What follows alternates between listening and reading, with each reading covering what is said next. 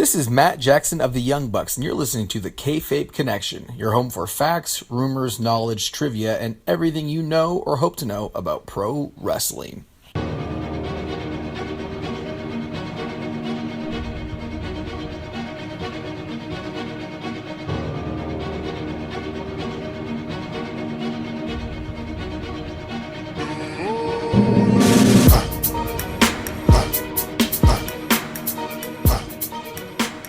Welcome to the Mankind Cave, and welcome to another episode of Kayfabe Connection.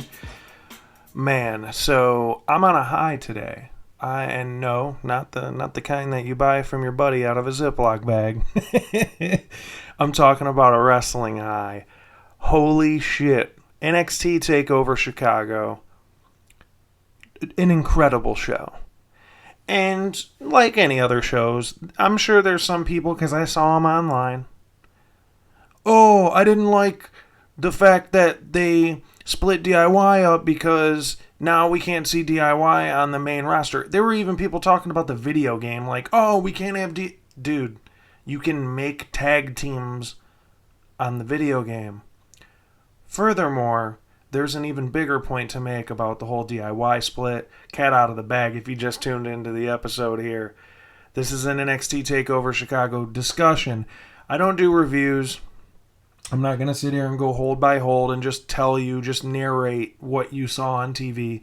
Instead, I'd like to offer a discussion. So, different talking points that people are going to cover and the same shit. I don't want to do that. I want to bring up ideas and questions and look ahead and, but still acknowledge some of the fun parts, the fun spots that took place last night. But I don't want to give you a blow-by-blow. So here's what happened next. And then there was a backstage segment and then they showed Kevin Owens with the dude from the Milwaukee Brewers. No, fuck that. It's just, yeah. So, NXT TakeOver Chicago, in my opinion, one of the better takeovers I've seen in a while. And this was such a pivotal show for NXT as a company, as a brand, we'll say, because they're really trying to be that third brand of, Raw, SmackDown, and then NXT. They tour now, which is really cool. I mean, before it was just a takeover at the major four kind of pay-per-views. Like, there's 4 takeovers. I mean, this is leading up to, it was Backlash Eve. We got a takeover for a Backlash. And not to underscore that event or anything, or the main event like others are. Like, oh, I can't believe Jinder Mahal and Orton in the main event. I'm glad. I'm happy for Jinder Mahal. We bitch and whine about new stars being created. They actually take the leap and try to make a new star. Oh, well, the only reason they're doing it is because he's Jack. The only reason they're doing it is this. What do you want them to do then? Just tell me. Who should they push? What do you want them to do? Give me a 12-month plan of booking that person and how you'd see fit. Because that's another thing, too. People complain about predictability versus unpredictability. It was predictable last night that Ciampa was going to turn on Gargano. Hell, they even had that tweet sent out from the singer that evidently is, performing this new theme song and recording it for Gargano as a singles wrestler. So, it's people like that, like, oh, they already spoiled it, so it's just so damn predictable. Sometimes predictability is good. And the way that they sold that last night, the way that heel turn was pulled off, it was executed perfectly. Flawless, impeccable. Get into all that later on. But as a whole, though, as a show, this is an eye-opening show for NXT at a time where, OVW had their Breakfast Club, as I call them, with Batista, Orton, Cena, Lesnar. NXT had their Breakfast Club. They had Owens and Zayn and Finn Balor and Hideo Itami. Which, speaking of which, he battled Bobby Roode last night for the NXT Championship. So he's kind of the last remaining member on the NXT roster from that so-called Breakfast Club era. And this is a pivotal point because I admit NXT went from like must-see TV, when Balor, Owens, those aforementioned names were on there. It was must-see, eating the popcorn like Michael Jackson at the beginning of the Thriller video style. I mean, just cheesing and watching and enjoying it. Not to say that there weren't a few bad NXT episodes when those four were all there together, but you get my point.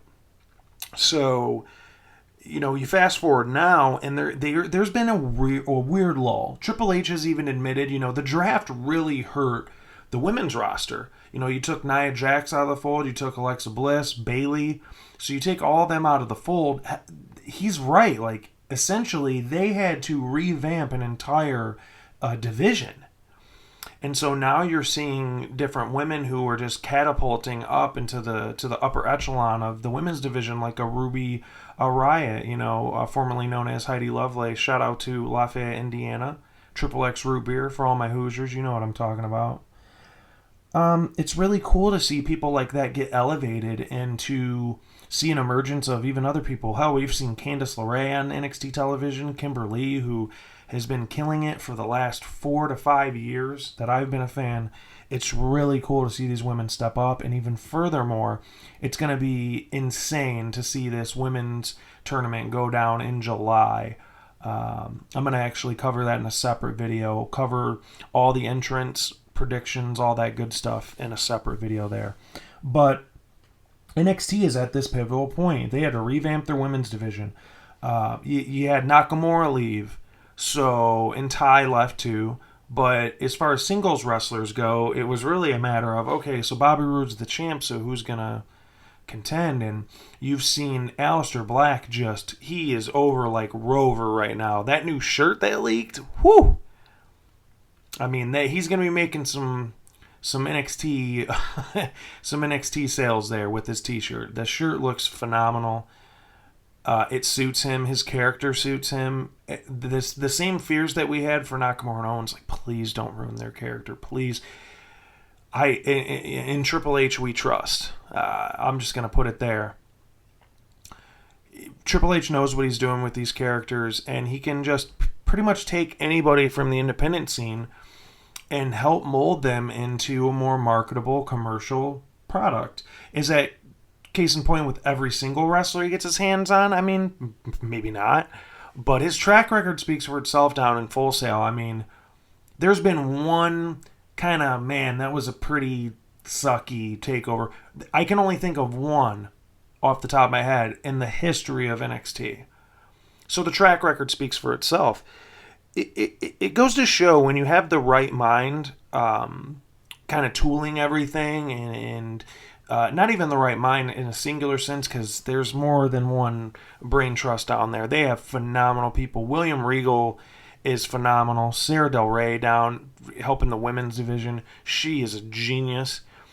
And I still don't feel she gets the credit she rightfully does, especially with the whole women's revolution. If it weren't for her, we'd still be seeing straight bra and panties matches, which I know there's a certain male demographic to be psyched about, and trust me, it's always cool to see TNA in a wrestling ring, but I can see that on the internet or in a magazine. I'd prefer to see people actually wrestling inside of a wrestling ring. Call me crazy. So it just goes to show when you have the right mind behind everything, all can be well, and the fans can get what they want because you have people in charge who are former wrestlers and people who get it. And I'm not talking former wrestlers like Johnny Ace, who was in Japan and he rode on a skateboard. No, like people who can work and go and have charisma and can help people foster a charisma, because you can't really teach it. Hell, you even had guys like Dusty, speaking of charisma, who unfortunately is no longer in the fold, but the impression that he has made and still makes to this day, it's something that I can't even put into words. You ask anybody that came up in the ranks from the original NXT folks, and all praise goes to Dusty. So it just goes to show, and I don't want to do this compare game because that's a totally different video. We could get off the rails from really celebrating instead of like shitting. I don't want to shit on the main roster in this video, in this discussion. I'd rather celebrate what, in my opinion, was a fantastic wrestling show. And, I opened up the show with being on a high. I still am. Like, I'm a little excited about Backlash. Like, the whole gender thing is like new and exciting. Another kind of eye-opening experiment of, oh, God, what do you know? You put a different name in the main event, and all of a sudden it piques your interest a little bit. And on top of that, we get a debuting match for Nakamura on the main roster. We also get AJ Styles versus Kevin Owens in a WWE ring for a WWE championship, the United States Championship. So there's a lot to look forward to in that, but you guys know what I'm talking about. And I guess I don't like labels, but I guess I would be the hardcore fan. I'm a hardcore fan. I guess when you're a hardcore fan, that means you've watched more than 2 decades, I guess. So we'll just throw that label out. But, I remember the good old days of going to Hooters and having shitty service. But shots fired at Hooters. But having shitty service, but still just marking out and high-fiving and hugging strangers. Driving home with my cousin Josh. Shout out to you over there in Swartz Creek, Michigan. Driving home with him and just buzzing. And, you have work the next day and you're sitting there talking for like 2 hours. Like, dude, I mean, that's the whole reasoning behind this podcast even starting. And starting back in 2012 was moving here to Indiana and not really having any friends. I moved away from home and I found wrestling friends here. And that's why I always say wrestling fans are just so cool, because most of my friendships now, or if not all of them, are rooted through wrestling. And so you're buzzing from the show, and instead of, you could be critical and be like, man, that match was kind of shitty, or man, that finish was weird, but it wasn't in totality how it is now. Like, god damn, that show was horrible. Like, you go to work mad, you're up tired at like 5:45, like me. You get to your cubicle at 7 and you're sitting there in the dark in your cubicle like, god, I wasted 3 hours of my life last night. Now I'm exhausted for an entire weekday at work, struggling because I stayed up to watch a shitty, lackluster event. That was not last night.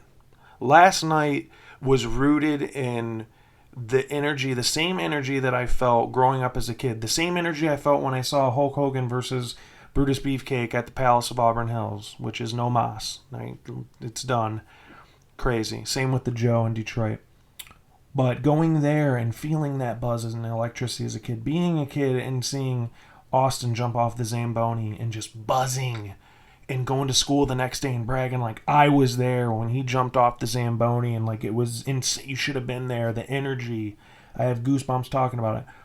Even as an adult, 33-year-old male, I can still nerd out and have these mark out moments. Like my wife was making breakfast this morning, and she likes wrestling because I like wrestling. Like she appreciates it because I appreciate it. But she's not a fan. I mean, she's not going to be like, hey, can we watch Takeover tonight?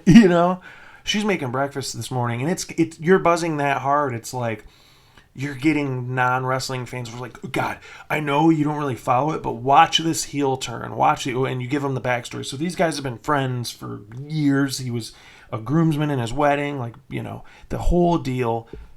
You give them like the backdrop and you show them the heel turn. And even as a non-wrestling fan, they can go, wow, that was really cool. They did it, it was executed really well. I like what they did there. You're buzzing that hard. You're trying to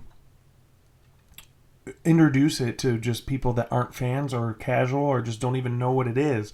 You're buzzing that hard over it because you're so excited. And that's how I felt. I had one of those moments this morning where I woke up and immediately watched the main event, the tag ladder match. Between that and Pete Dunne versus Tyler Bate for the UK Championship, the other 3 matches could have been anything, and I still would have walked away like that was an A pay-per-view. You had a pretty decent women's match. It wasn't exceptional or great, but it was good. And they did what they needed to do. I actually dug the finish with her pinning both Nikki and Ruby at the same time. I thought that was a really cool finish. But, you got an opener with Roddy and Eric Young, who, I've been critical over the years. I know he can work. It's just there's something about him where it's like, if his match is on, I'm not compelled to be like, oh, sweet, let me sit down and watch. Last night, I had a different opinion about it. He is so solid. Eric Young is so solid in the ring. You can tell in his veteran years, just he gets it. Like, timing, pacing, selling, everything out of Eric Young. He knows what he's doing. Clearly, he's a veteran of up teen years. I remember the Team Canada days in TNA.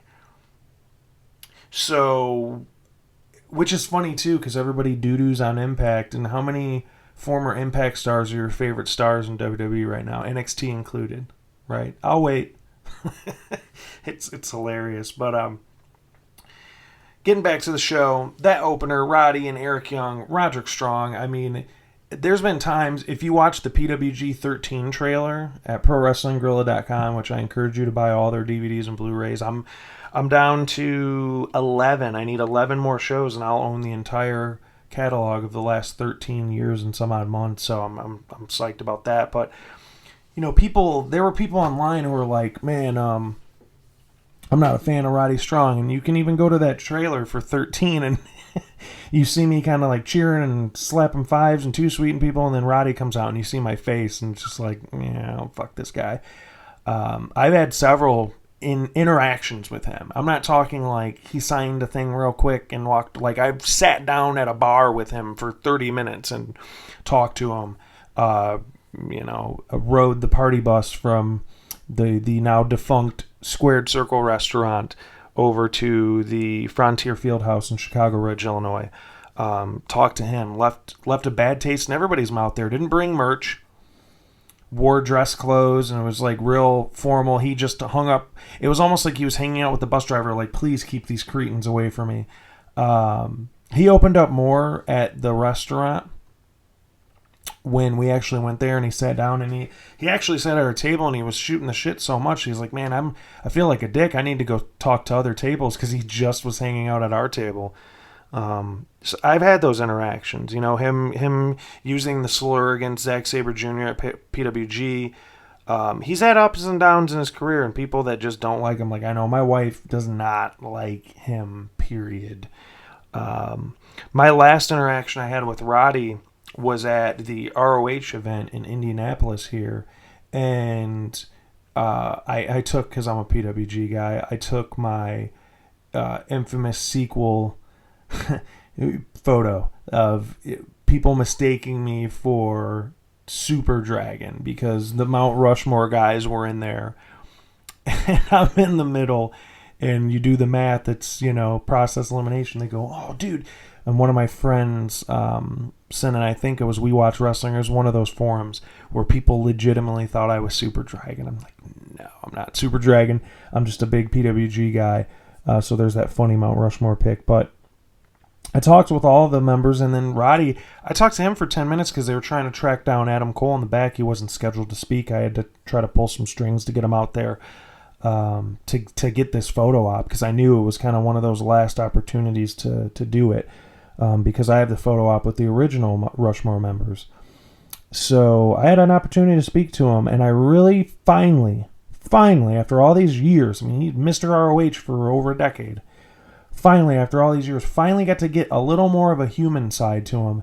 And we just talked, and he you could tell when I came up to him, he was like, well, you know, because fan interactions, I'm sure, they get really annoying. People act weird, and they forget they're human beings, and it gets weird. But I just told him, I said, you know, I wasn't a diehard fan, and then I saw him wrestle Shinsuke Nakamura in Toronto, and I was second row, and I stood up after the match, standing, clapping, like I was blown away. And he's had amazing matches before that, but it was just one of those things, like, I've not really liked him, but now I have to respect him. Like, you got to get over certain people that are like, oh, I don't like him for what he did and this and that. And even if you don't like them, you, at least in some degree, maybe you come to respect them. But I respected Roddy Strong after that, and I just told him about those matches, and we went on to talk about his Rev Pro matches, and just told him, honest to goodness, Roddy Strong, that year where, you know, it was ROH, you know, Roddy versus the World, and he was PWG champion for over a year, and they had the Rushmore 2.0 thing going. Roderick Strong was the most consistent wrestler on the planet Earth. You know, and this was when Cena was killing it in the U.S. Open challenges. Roddy was killing it. And it just goes to show, I even tweeted this out at the letter Kfabe Connection. Go ahead and add that on Twitter. Interact, have some discussions there. But I tweeted it out, the opening match. I'm like, he came out and the pop from the crowd, it was like nothing I had heard from a Roddy Strong reception. And it just goes to show, call me crazy, but when you actually air video vignettes and show a person's human side, you actually get to know the person better. And he explains that on the Getting to Know You videos that aired during NXT. I'm sure you can go find those on the network or on the WWE.com website. But it was a refreshing kind of look. Like, you go, wow, I never knew that about him. And like I said, he's been wrestling for over a decade, mainstream. So you finally get to know this guy. But, I mean, what can you say? Like I said, they were a perfect pairing. I want to see more matches between the two of them.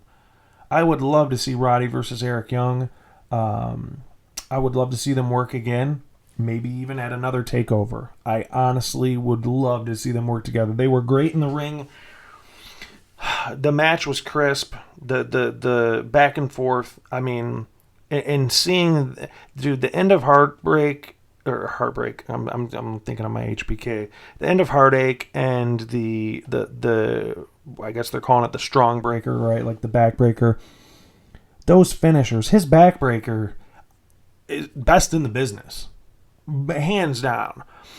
And his matches, it's funny because usually when someone's like a stiff worker, you kind of, for the more stiff a worker is, the less finesse they have. It's in a weird way, it's like he can do both. He can be seamless and just fluid in the ring and make it look easy, but he's still working so stiff. There's only people you can count on one hand that are that skilled at what they're doing that can make a match look that way. And Roddy's one of them. So, man, for what he does in the ring, it's, like I said, even if you don't like him, and maybe you do now, the more you got to know him from being in NXT, you got to respect him. So, all due respect to Eric Young and Roddy Strong. Roddy ends up winning, as I mentioned, with the end of Heartache and the Strong Breaker. Impressive win, impressive match between the two.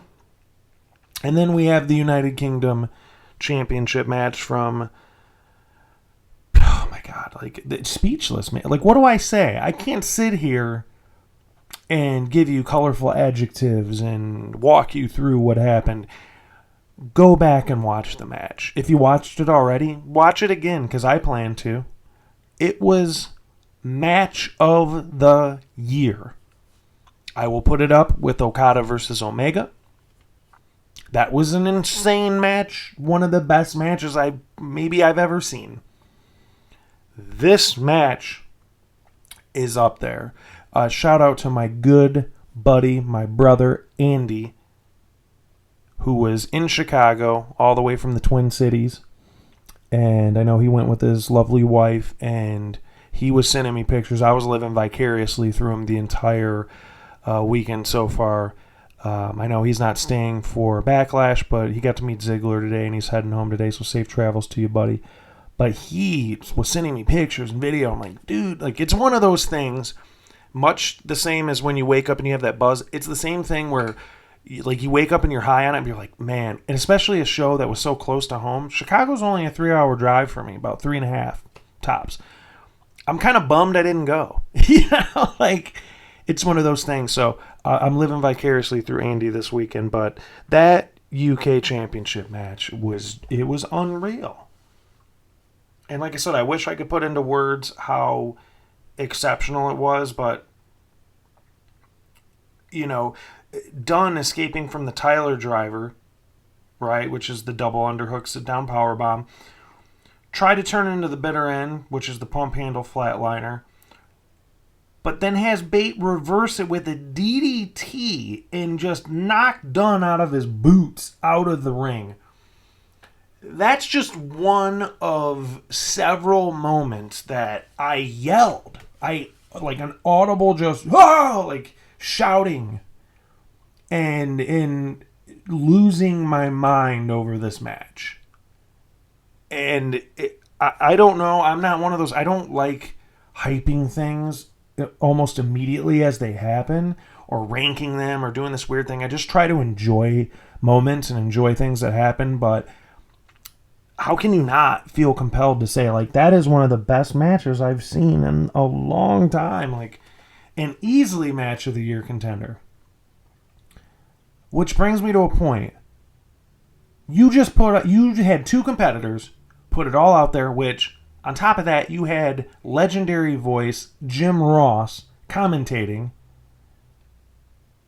It made everything. The energy from the crowd. Chicago's always known to be a hot crowd. You got JR calling it.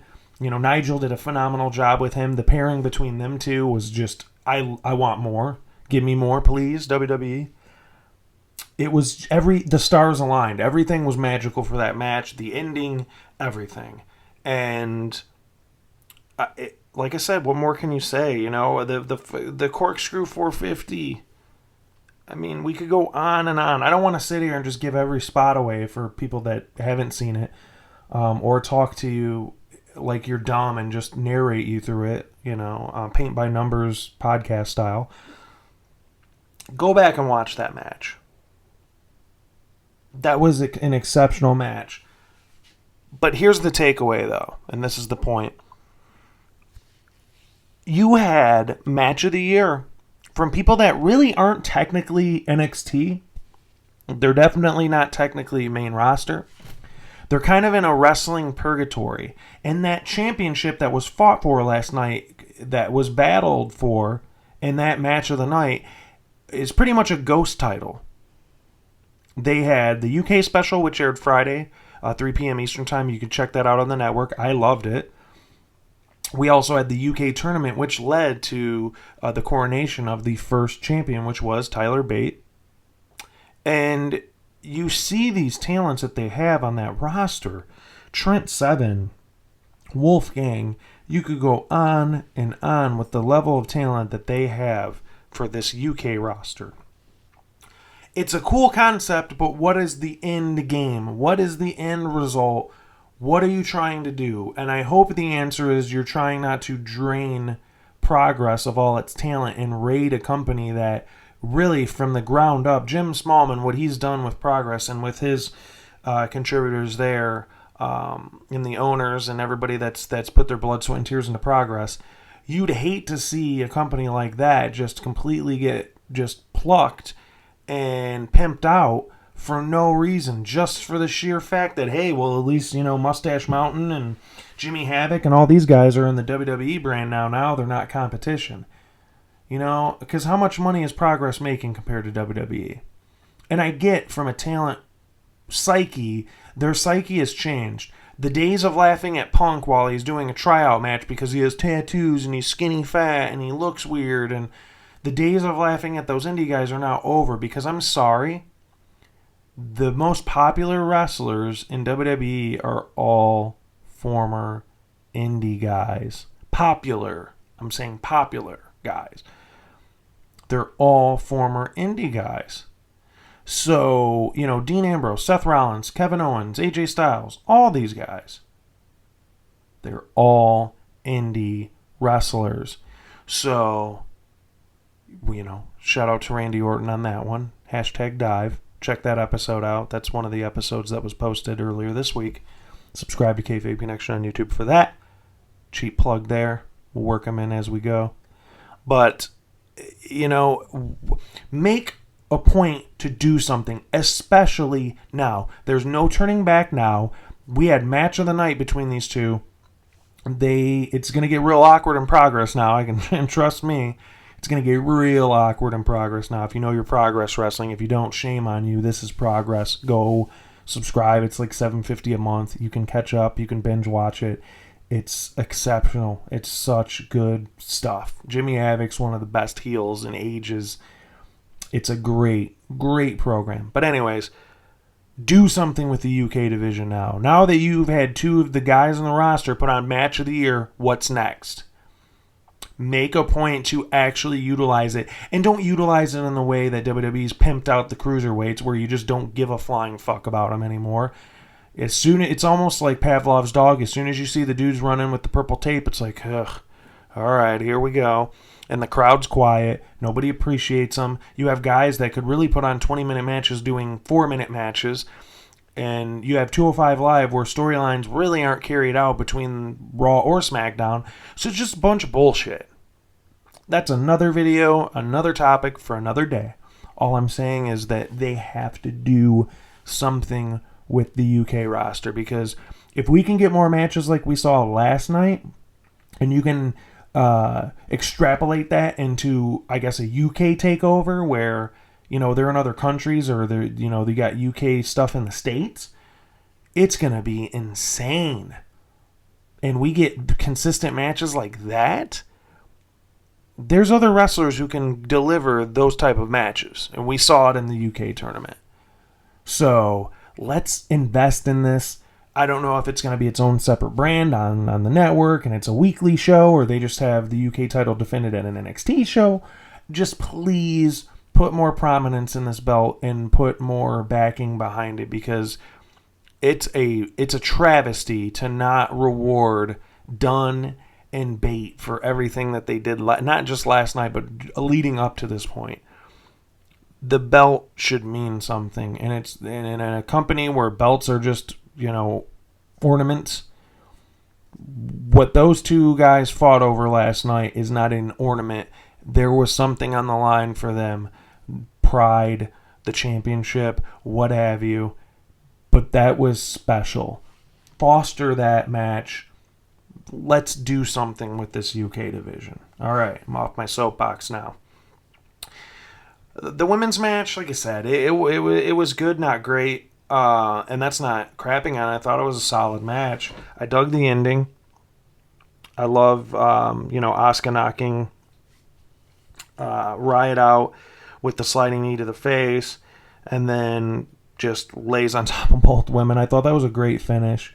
It'll be interesting. Writing's on the wall, I feel, at this point, that we're going to get Asuka Ember Moon. Once Ember Moon heals from her injuries, we're going to get Asuka Ember Moon at the Brooklyn Takeover, and I honestly see Ember Moon going over Asuka, and I think that's a good point. I think Asuka's ran her course in NXT, and especially at this point, I mean, she's even surpassed Goldberg plateaus, so Asuka should be on her way out, and she definitely should go to the SmackDown roster. Asuka Charlotte at WrestleMania, enough said. There's your money match right there. Enough said. But yeah, the women's division, I have high hopes for it. The women's division's in good hands in NXT. You got this tournament coming up. We're going to get more exposure there. All good things for that. Like I said, I don't want to get too much into that. I'm going to keep that to a separate video. So move on to the NXT Championship match. Bobby Roode and Hideo Itami. One word to describe this match, easily: psychology. The storytelling that they used with, Roode not being able to execute the DDT and Itami not being able to execute the GTS because of his knee, that is the type of psychology that, all the old, for as much as a lot of the old heads shit on the art of wrestling, that kind of psychology and storytelling is what can capture any kind of audience to really sell the match. And, the OG wrestlers, the new casual fans, the newer indie guys that work faster than, some people would like them to work. That type of psychology that they used in that match was just brilliant. And that was one of Itami's better matches, if not his best match in NXT. And hell, even Bobby Roode, someone who I'm like, I feel for him, the entrance and the song and the chants is greater than what we've actually seen out of him. And not to say that he's not capable, it's just what we've seen thus far. After last night, I'm high on Bobby Roode, and definitely have always been high on Kenta, but he really needs something to really get him back into the fold, and that match helped. He didn't win the belt, but that match certainly helped. So I love the match. I love the finish of Roode finally being able to pull off the DDT, hit him with not one but two. It was just an incredible match. I mean, I'm going to be a broken record about 4 out of the 5 matches. They were all just great matches, and for their own reasons and rights. And last but not least, the ladder match for the tag team championships. Authors of Pain, who I've been critical of over the past, once again last night, nope, I'm good. They won me over big time. Versus DIY. Gargano and Ciampa. Authors of Pain, they proved that they can go in and work with anyone in any type of match. I'm sold on them. I think they're going to be great with this title run. Definitely see Heavy Machinery being thrown in the mix for the Brooklyn Takeover for the tag match, which might be, I mean, anything is going to pale in comparison to this match that took place last night. I mean, that was one for the ages. But I see Authors of Pain going on against Heavy Machinery, and I think we're going to see Authors of Pain will probably be the night after Mania. They're going to be one of the main groups, kind of like how the Revival was this year. Hopefully it works out better than the Revival with that injury. Heal up soon, please. But I definitely see Authors of Pain having a nice, lengthy title run and then finally dropping the belts at the WrestleMania TakeOver. And we could probably bet on them showing up the night after WrestleMania or SmackDown after WrestleMania. So they will be main roster bound. Speaking of being main roster bound, Gargano and Ciampa, the split with DIY, right? This heel turn, which, you know, not even a word like flipping past the match. This match to me, because I'm just using recent memory, I mean, we had the ladder match at Mania, but it was kind of overshadowed just by the Hardys are out, and you kind of were marking out instead of paying attention to the match. But, you know, I was live center of the ring for Supercard of Honor between the Hardys and the Bucks, and that was an insane ladder match. That was not on the same level as this Authors of Pain DIY match from last night. Just the fact that they could sell both Authors of Pain and DIY, the fact that they could sell, while they have different body types and wrestling styles, the fact that they could sell the competitiveness between the two of them, between the spots, the ladder spots. There were several ladder spots, you know, the crossbody splashes from outside of the ring, almost like a German. It started as a German suplex and kind of flipped into just a slam into a ladder by Ciampa onto the ladder from on top of another ladder. I mean, the spots. And then you get the end with them reaching for the belts and being yanked from them, and they're kind of hanging, and then they get the finisher on them. It was from start to finish, just it was perfect. Like, it was a perfect ladder match.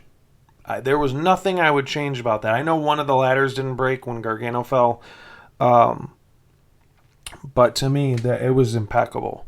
And when I talk about impeccable and it being flawless and perfect, it all leads up to that heel turn. Wow, did they swerve us. And, you know, going back to the beginning of the episode here, there was that singer who leaked it out, like, oh, working on a new theme song, which, if you're not in the wrestling business, you probably didn't think that was a harmful act, but it really did kind of spoil it for some people. For me, it honestly didn't. And I love the psych out of the curtain call of, even though they lost, they play their music, they hug, they help each other up. Gargano's selling his injuries, Ciampa is too. They go to the top of the ramp, they're hugging each other. You see the NXT Takeover logo, which you always know, you know, when you're waiting for something to happen, you see that logo, that's kind of your cue, like, fuck, you know, put your guard back down, and, you know, that's it for the show. And I don't know what he said. I wish I could read mouths, but Ciampa says something to Gargano, and the look on Gargano's face, that's the takeaway. The biggest takeaway from this heel turn of what made it so perfect was the body language that Gargano gave at the end with that look. Like, when he talks to him, he's like, huh, what the hell? And before he can even fully react, Ciampa whips him into the ramp and the LED screens and proceeds to just beat the living shit out of him.